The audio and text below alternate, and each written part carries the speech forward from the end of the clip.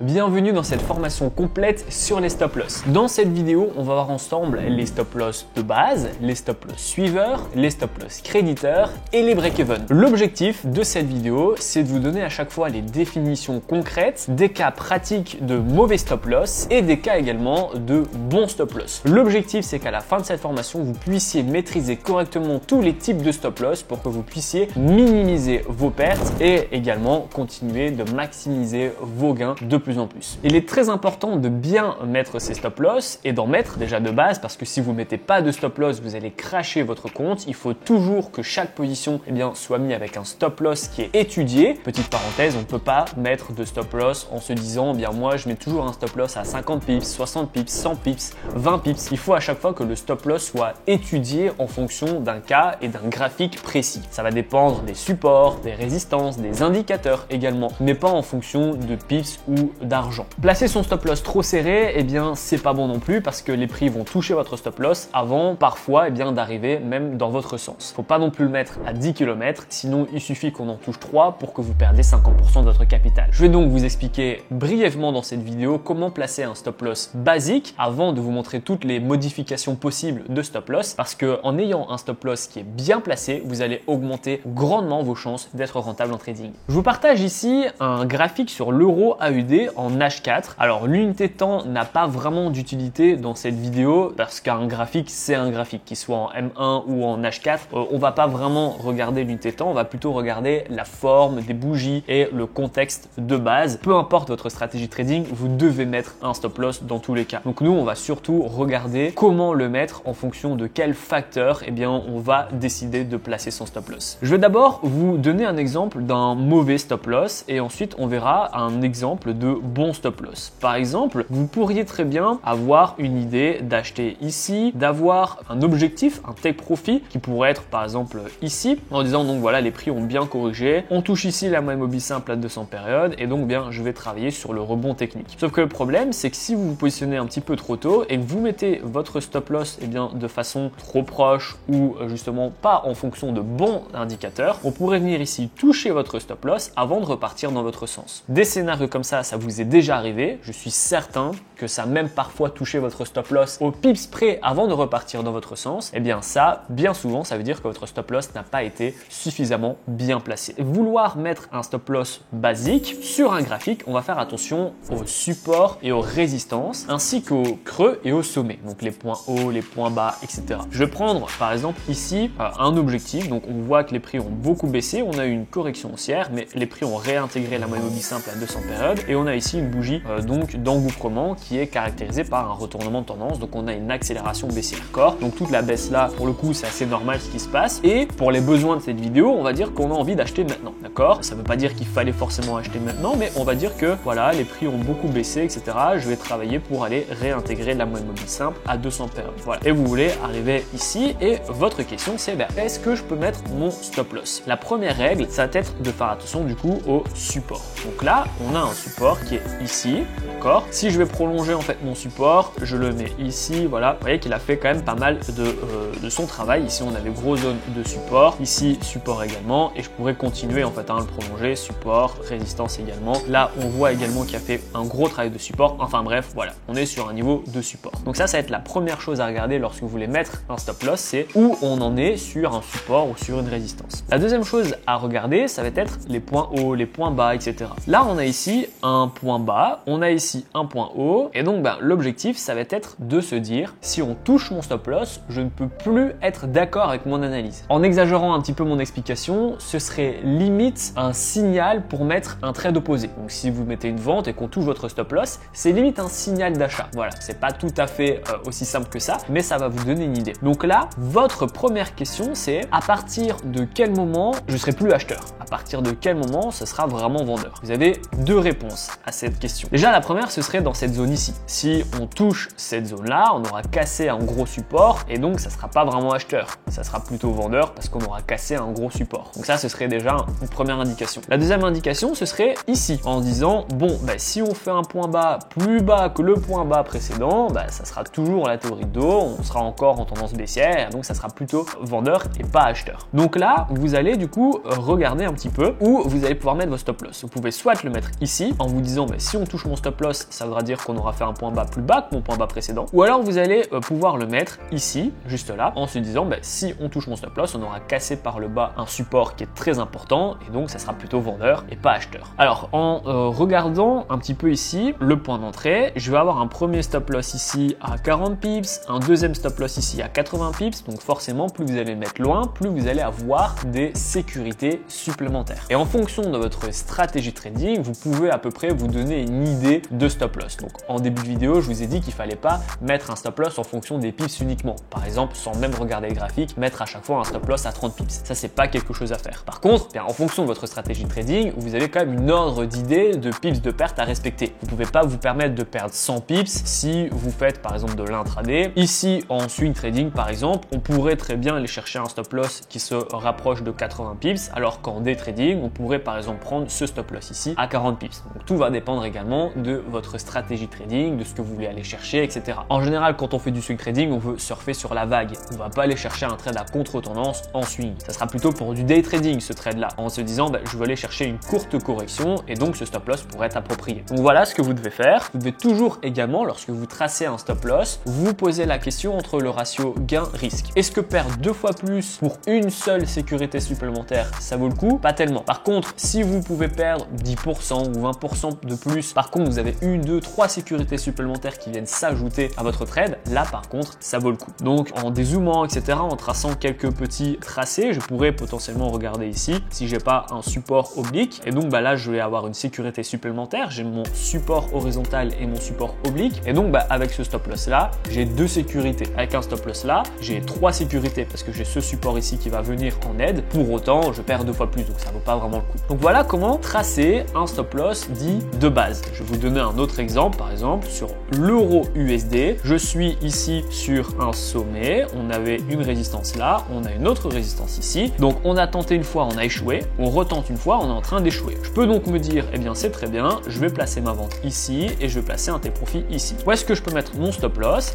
La question que je dois me poser, c'est à partir de quel moment c'est acheteur? Étant donné que là, je veux mettre une vente. Ça sera acheteur dans cette zone ici, à partir du moment où on aura cassé par le haut ma résistance. Donc ça, ce serait une première indication de stop loss qui serait intéressant. Je peux dézoomer et regarder si je vais pas avoir d'autres sécurités qui vont venir s'ajouter à mon trade. J'ai ici une grosse zone qui est importante, mais qui est pas au-dessus des prix, donc ça va pas m'aider. J'ai une autre zone ici, mais qui est relativement proche de la zone que j'ai tracée, et j'en ai une qui est ici, mais qui est relativement aussi sur le haut de ma zone de résistance. Donc j'ai pas d'autres sécurités qui vont venir dans l'immédiat s'ajouter à mon trade. Donc j'ai un stop loss ici qui serait potentiellement intéressant. Quand je regarde ici sur le point d'entrée et que je le relie à mon stop loss, je suis à 65 pips de perte potentielle, un T-profit à 181, c'est un bon trade qui pourrait par exemple être tenté. Donc voilà comment on va tracer un stop loss basique. On va regarder les supports et les résistances, on va regarder également combien de sécurité on peut avoir avant que le prix touche notre stop loss et on va surtout se poser la question suivante, à partir de quel moment je suis plus d'accord avec mon analyse? Et bien souvent on va se référer à la théorie de dos, donc les points hauts de plus en plus hauts, les points bas de plus en plus bas, etc. Une fois que vous avez fait ces étapes-là, vous allez regarder si le ratio il est ok, donc si votre stop loss est cohérent en fonction de votre stratégie, ou si, comme je vous ai expliqué avant, vous avez un stop loss à 150 pips pour du day trading. Si tout vous semble cohérent, alors vous pouvez placer votre trade. Une fois votre trade placé, vous allez arriver à l'étape 2. C'est la première modification de votre stop loss, ça sera le break-even. Effectivement, au cours de votre trade, vous allez pouvoir gérer votre position. On va avoir l'analyse technique, mais on va avoir également la gestion de trade qui est tout autant importante. Et donc, votre stop loss va se décliner en 3 manières différentes de le gérer. Vous allez avoir le break-even qui est la première étape, le stop loss suiveur et le stop loss créditeur qu'on va voir évidemment dans cette vidéo. On va d'abord s'attarder sur le break-even qui lui pour le coup est très important parce qu'il va vous permettre d'assurer aucune perte. La définition du break-even, c'est de prendre son stop loss et de le mettre sur le point d'entrée afin d'assurer aucune perte. Ça va nous permettre de sécuriser la position, d'éliminer du drawdown potentiel, de récupérer un peu en fait de la marge parce qu'on sait que ce trade là il sera pas perdant pour aller regarder un autre trade potentiellement. L'objectif c'est vraiment d'éliminer le risque sans pour autant compromettre le potentiel de gain. Le break-even, on va le mettre en fonction de plusieurs manières. D'abord, on va le mettre une fois qu'on a une belle impulsion, donc que le prix nous donne raison, tout simplement. Quand je vais parler d'impulsion, ça peut être autant en vente qu'à l'achat. Une bougie d'impulsion, c'est une bougie qui est dans votre sens, typiquement. Donc là, si par exemple on est sur l'euro-dollar et que je m'étais positionné un tout petit peu avant sur la tentative ici de ma zone de résistance, cette bougie-ci, c'est une bougie d'impulsion parce que c'est une belle bougie qui va dans mon sens et qui me donne raison. On pourrait donc placer son break-even après une belle bougie d'impulsion. Donc là, encore une fois, tout est proportionnel en fonction de votre stratégie de trading. Une belle bougie d'impulsion en intraday pourrait être à 20 pips, alors qu'une bougie d'impulsion en swing de 20 pips, c'est un chouïa court. Donc l'objectif, une fois que j'ai cette belle bougie d'impulsion, c'est que je vais prendre mon stop loss et que je vais le mettre en territoire de point d'entrée. Attention, je vais le mettre légèrement plus bas ou plus haut en fonction de si j'achète ou vends ma position. Comme ça, je vais inclure le spread. Ce qui se passe, si par exemple vous achetez l'euro-dollar à 1,10 et que vous mettez votre stop loss à 1,10, si on touche votre position et qu'on touche votre break-even, vous allez voir dans votre historique une légère perte qui est en fait similaire au coût de la position, au spread. Si par contre vous mettez à 1,10,01 ou 0,2 en fonction de votre spread, là à votre historique vous serez vraiment à 0,00 ou alors légèrement en gain. Donc ça, faites attention, c'est un petit détail, mais c'est important également de le mentionner. Je vous ai montré ici la première façon de le mettre, donc après une bougie d'impulsion qui vous donne raison. Maintenant, il y a plusieurs façons également de le mettre. On pourrait également le mettre une fois qu'on a cassé un support ou une résistance qui est importante. Par exemple, donc là, si je dézoome un petit peu, je vais m'apercevoir que j'ai un support ici qui faisait office de résistance. Donc là, support, ici, résistance, résistance, etc. Et donc, là, je pourrais me dire, une fois que les prix vont casser par le bas, ce support, je vais pouvoir mettre un break-even. Dans tous les cas, plus vous avez une stratégie qui est long-termiste, plus vous pouvez vous donner de la marge et laisser respirer les prix parce que vous allez travailler sur du long terme. D'accord? Si vous avez une stratégie plus court-termiste, vos supports et vos résistances pourraient être un peu plus au tac au tac, un peu plus rapide parce que forcément, il faut agir proportionnellement un peu plus rapidement. Donc là, avec un scénario par exemple d'une bougie ici qui serait baissière, donc là je vais la mettre en rouge pour ici vous caractériser une baisse, je pourrais passer en break-even parce qu'on a cassé un support important. C'est la deuxième façon de placer un break-even. Ça permet en fait de garder ma position, mon point d'entrée il bouge pas, mon take profit il bouge pas non plus et mon stop loss il est venu ici en territoire de position neutre de break-even. Le cas d'un break-even mal placé, c'est en fait surtout sur le timing parce qu'on peut pas vraiment mal placer son break-even à partir du moment où on le met en fait sur son point d'entrée et qu'on prend en compte le spread, c'est terminé. C'est très facile de placer un break-even. Donc la seule manière de mal placer son break-even, c'est surtout sur le timing. Donc là, par exemple, admettons que vous êtes rentré sur cette bougie-ci. Si après cette petite bougie-là, vous mettez déjà votre break-even, au final, on se rend compte qu'on sort de la position alors que les prix, on vous donne raison plus tard. Ça, c'est un mauvais break-even parce que du coup, vous l'avez mis beaucoup trop tôt. Vous avez ici mis en fonction de cette bougie-ci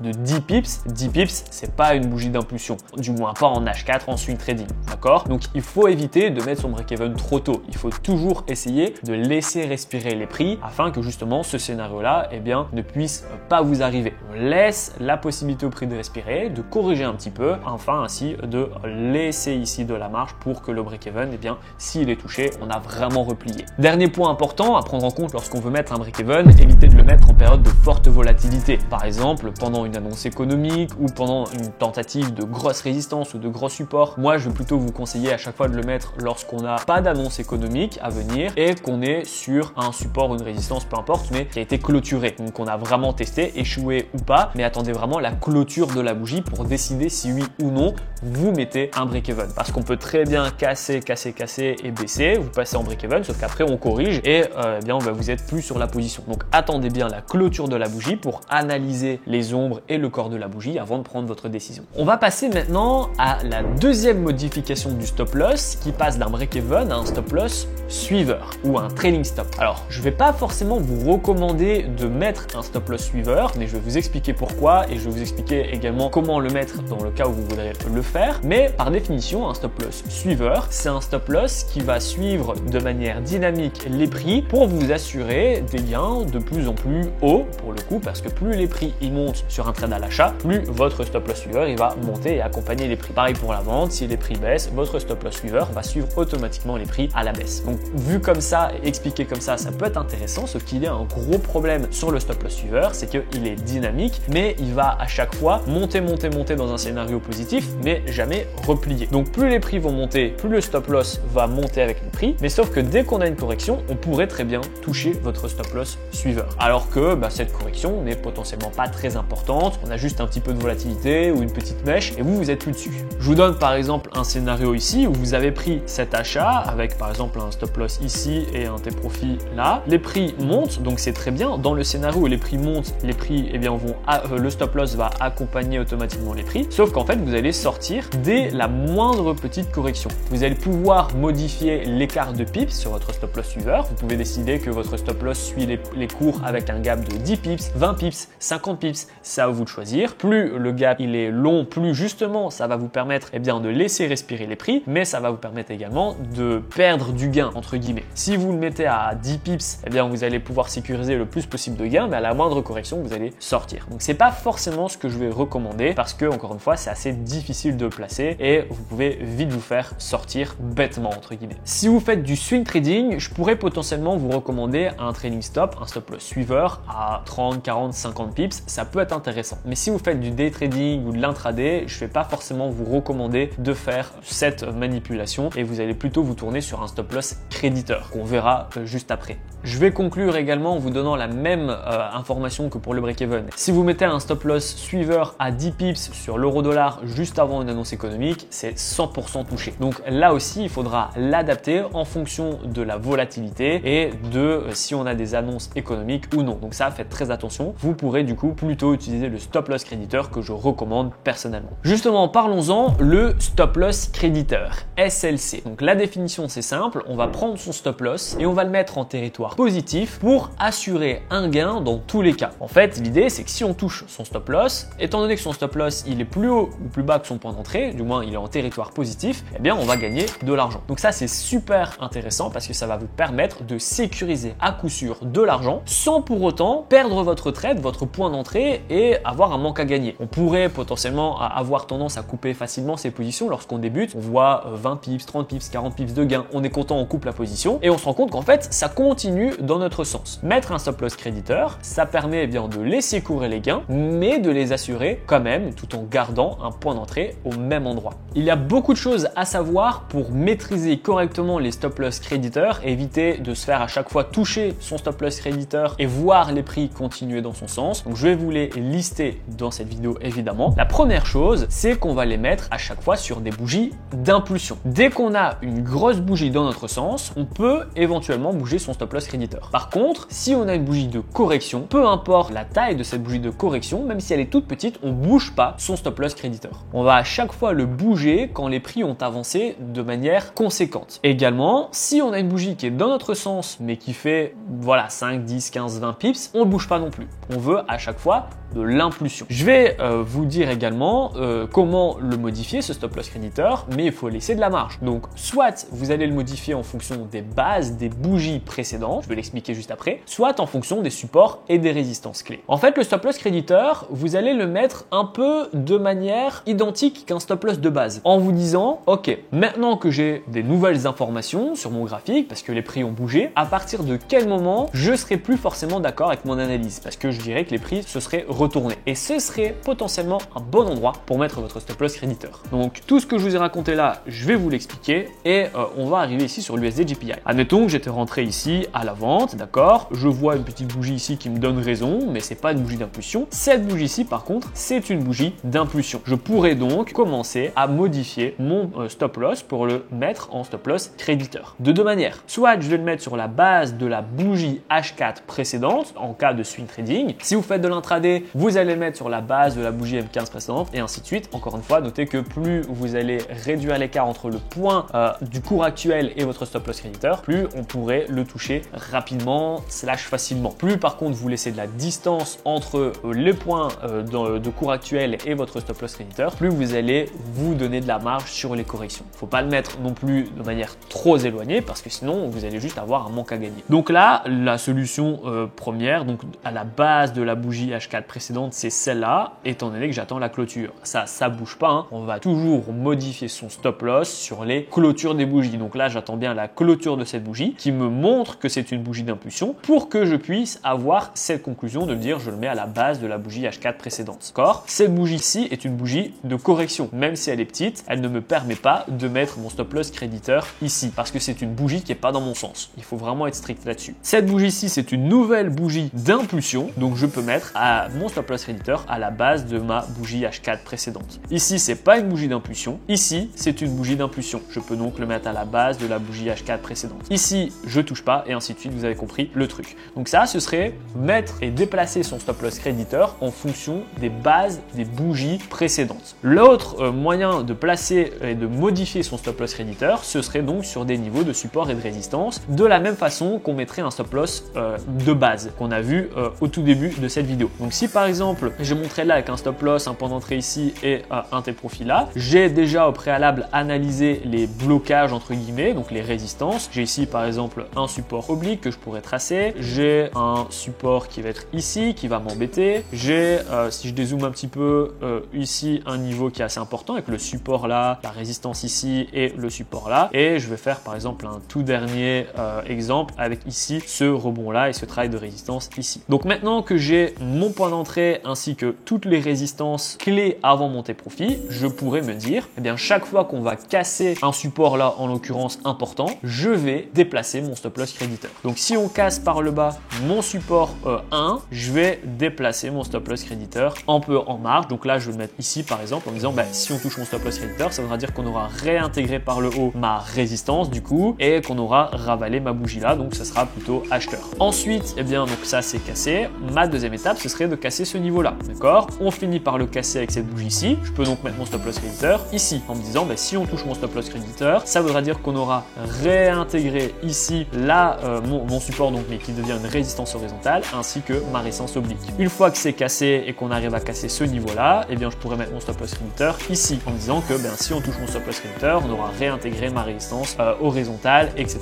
Vous avez compris le truc et vous faites ça jusqu'à votre take profit. Le stop loss créditeur, c'est pour moi la meilleure modification du stop loss parce que ça vous permet de verrouiller un gain tout en laissant courir les prix. Le principal danger du stop loss créditeur, c'est que si vous le mettez mal, eh bien chaque fois on va venir le toucher, ce stop loss créditeur, et repartir dans votre sens. Et ça, c'est vraiment rageant parce que certes, vous avez fait un gain, vous êtes content, mais vous voyez les prix continuer, voire même toucher votre take profit sans vous. Du coup, pour remédier à ça, on va combiner stop loss créditeur avec clôture partielle. C'est ce que je fais, moi, personnellement, à travers mon canal Telegram de Signaux Trading et même dans ma stratégie de trading personnelle. Donc là, je vais vous donner la même chose, d'accord? C'est assez simple. On va diviser le nombre de gros supports ou de grosses résistances, noter le nombre de gros blocages avant son take profit, et on va venir découper sa position en fonction du nombre de blocages. Donc là, je refais la même chose. J'ai mon take profit ici, mon stop loss là, et j'avais donc des supports qui étaient très importants. Donc j'avais noté celle-là, j'en avais noté une qui était ici. Voilà, bon,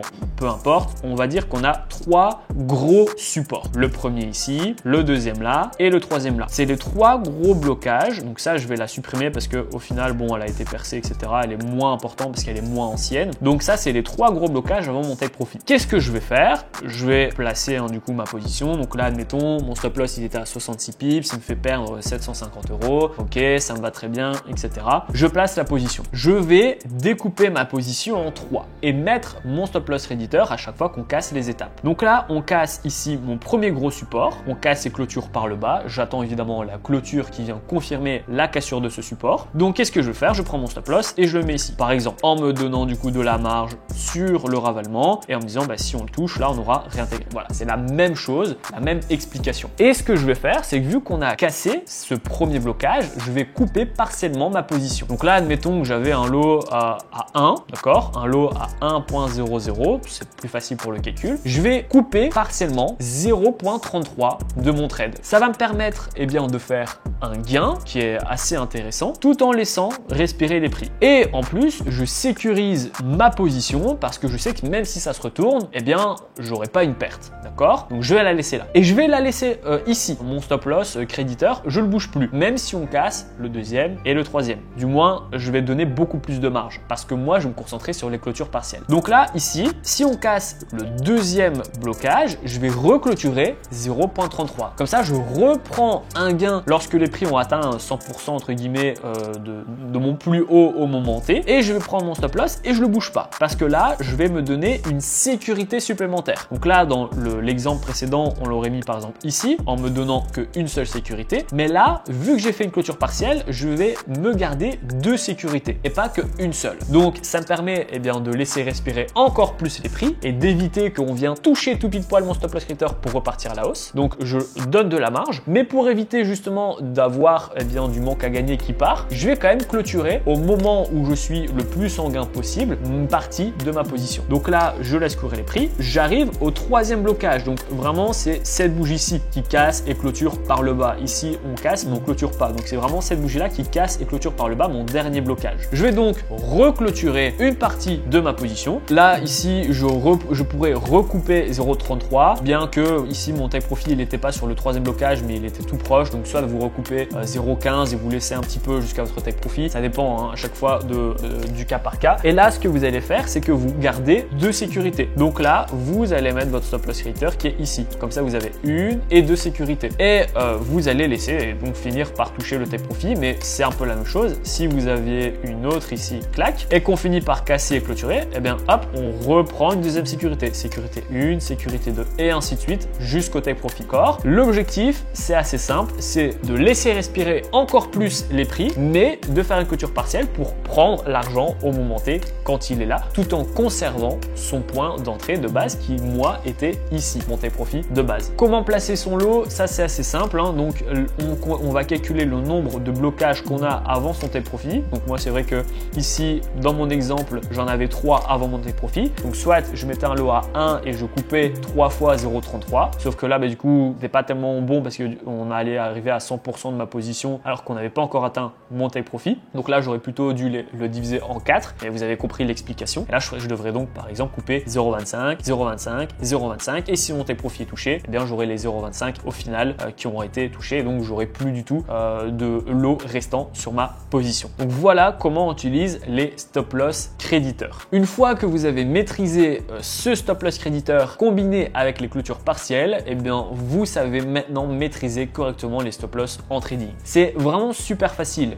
L'objectif, c'est surtout de ne pas dénier la règle et d'aller chercher quelque chose qui est innovant ou autre. Les stop loss, c'est super simple à utiliser. Il suffit de lire le graphique. Donc, il ne faut pas commencer à mettre 150 indicateurs, etc. Il faut faire les choses simples. Le premier, c'est le stop loss de base. Vous allez regarder les supports et les résistances ainsi que les points hauts et les points bas. Et vous allez vous poser la question, à partir de quel moment je suis plus d'accord avec mon analyse. Si vous décidez que c'est, par exemple, sur le graphique, ce moment qui fait que vous serez plus d'accord, c'est votre stop loss. Si c'est ce moment, ça sera votre stop loss. Donc, la réponse à la question que vous êtes posée, ça sera votre endroit pour mettre votre stop loss. Vous faites attention qu'il est cohérent en termes de pips selon votre stratégie, que le ratio, il est OK et vous mettez votre position. La première modification à faire, ça sera le break-even, BE. On prend son stop loss et on le met sur notre point d'entrée avec un tout petit peu de gain qui est en fait le spread qui est pris en compte. Donc, on inclut le spread pour vraiment rien perdre, même pas le coût de la position. Et ce que vous allez faire, c'est d'attendre une belle bougie d'impulsion qui vous donne raison. Ainsi, vous n'allez pas le mettre trop tôt et on va pas toucher votre break-even à chaque fois et après vous donner raison et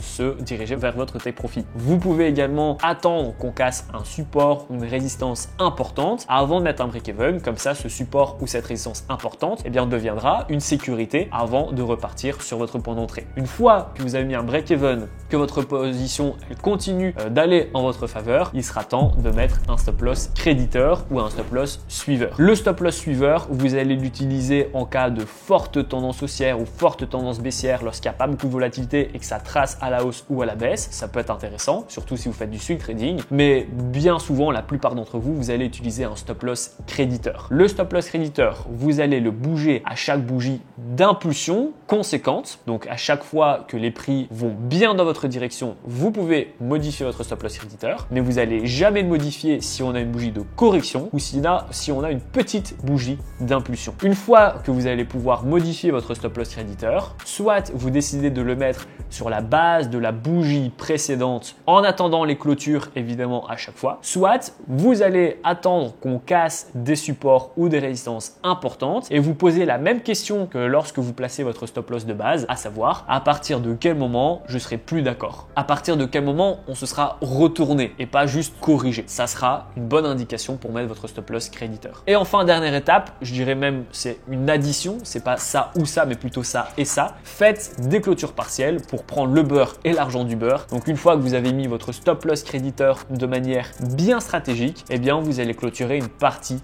de votre position. Évidemment, si vous faites du 0,01, eh bien vous n'allez pas pouvoir faire une clôture partielle. Si vous faites du 0,02 et vous voyez 4 obstacles, vous n'allez pas non plus pouvoir faire une clôture partielle à chaque obstacle. Donc ça nécessite d'avoir un minimum de capital, mais ça vous permet au minimum de faire une clôture partielle si vous êtes en 0,02 et d'assurer un gain. Vous faites une clôture partielle en fonction du nombre d'obstacles que vous avez entre votre point d'entrée et votre take profit. Vous laissez du coup plus de sécurité en cas de stop loss créditeur, vu que vous faites une clôture partielle, que vous l'aurez fait en cas de simple stop loss créditeur, d'accord? Donc soit vous faites un simple stop loss créditeur un peu plus proche des prix, soit vous faites un stop loss créditeur plus clôture partielle, mais du coup votre stop loss créditeur doit être un peu plus éloigné pour laisser respirer et avoir plus de corrections potentielles, encore une fois, sans qu'on retourne. Si on se retourne, alors là, il faut vraiment clôturer. On accepte les corrections, pas les retournements, évidemment. Une fois que vous avez bien compris et bien maîtrisé ça, vous n'aurez pas de problème sur la gestion trade. Vous allez pouvoir limiter vos pertes, laisser courir vos gains avec les clôtures partielles et les stop loss créditeurs, et vous allez voir votre rentabilité